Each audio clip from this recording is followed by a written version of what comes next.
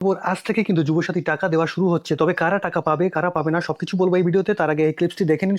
সরাসরি মমতা ব্যানার্জি তার ধর্ণা মঞ্চ থেকে সরাসরি যে বার্তা দিয়েছেন সেটা একবার দেখে নিন, তারপরে জানাচ্ছি। অন্য কোনো স্কিম না পেয়ে থাকলে তারা সকলেই, আমরা বলেছিলাম 1 এপ্রিল থেকে টাকাটা তাদের অ্যাকাউন্টে যাবে, কিন্তু কাল যে আন্তর্জাতিক মহিলা দিবস আছে তার উপহার হিসেবে আমরা 1 এপ্রিলটা একটু চেঞ্জ করে আজ থেকেই তাদের অ্যাকাউন্টে টাকা যাবে। আজ থেকে টাকা দেওয়া শুরু হচ্ছে, তবে সবাই কিন্তু আজ থেকে টাকা পাবে না। কারা পাবে না? যারা অফলাইনে ক্যাম্পে গিয়ে ফর্ম জমা করেছিলেন তারা কিন্তু আজ থেকে সবাই টাকা পাবে না। তার কারণ হচ্ছে যে ফর্ম সবাই জমা করেছিলেন তার সেই ফর্ম কিন্তু এন্ট্রি করা এখনো কমপ্লিট হয়নি। আমরা জানি সামনের মাস থেকে মানে এপ্রিল থেকে টাকা পাওয়ার কথা ছিল, এবং সেই অনুযায়ী মাসের 15 তারিখের মধ্যে সব ডকুমেন্টসগুলো ডাটা এন্ট্রি কমপ্লিট করে তারপর কিন্তু সামনে এপ্রিল থেকে পেমেন্ট করার কথা ছিল।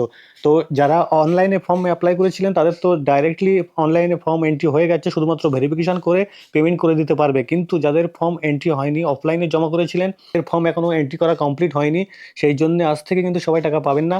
আজকে হয়তো কিছু সংখ্যক মানুষ টাকা পাবে যারা অনলাইনে প্রথমের দিকে ফর্ম ফিল আপ করেছিলেন, এবং আস্তে আস্তে মার্চ মাসের মধ্যে সবাই টাকা পাবে।